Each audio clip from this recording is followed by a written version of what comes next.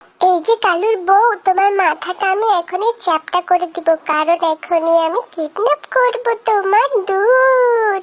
ইয়া, আমি কত বড় কিডন্যাপার, দুধ চুরি করে নিয়ে পালাচ্ছি। ও মা, বউ তোমার কি হলো গো? কালুর বউ বলে ওই বিল্লিটা আমার মাথাটা চেপটা করে দিয়েছে গো। দেখো কত বড় আলো হয়ে গেছে। কি, ওর এত বড় সাহস!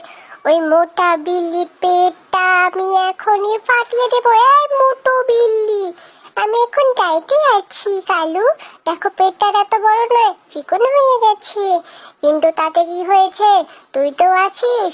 তোকে আমি মেরে এখনই চ্যাপ্টা বানিয়ে দেবো। তুই আমার সুন্দরী বুকে কি করেছিস? দুধ চুরি করে নিয়ে পালিয়েছিস। দেখো, আমি তোমাকে একটা আইডিয়া দিতে পারি। তুমিও বড়লোক হয়ে যেতে পারো দুধ বিক্রি করে। অবশ্য আইডিয়াটা তুই মন্দ বলিসনি, কিন্তু আমার মনে কোনো লোভ নেই। এই দেখো কত টাকা, তুমি নিতে পারো। তুমিও দুধ বিক্রি করে অনেক টাকা পাবে, বড়লোক হবে। অবশ্য ঠিক আছে, কিন্তু আমার মনে কিন্তু কোনো লোভ নেই। একটু মায়া হলো, তাই তোকে ছেড়ে দিলাম। নেক্সট টাইম এমন কিছু করবি না কিন্তু। ওকে, ঠিক আছে, আর করবো না। ঠাস ঠাস ঠাস ঠাস ঠাস। এখন কেমন লাগে বলো তো?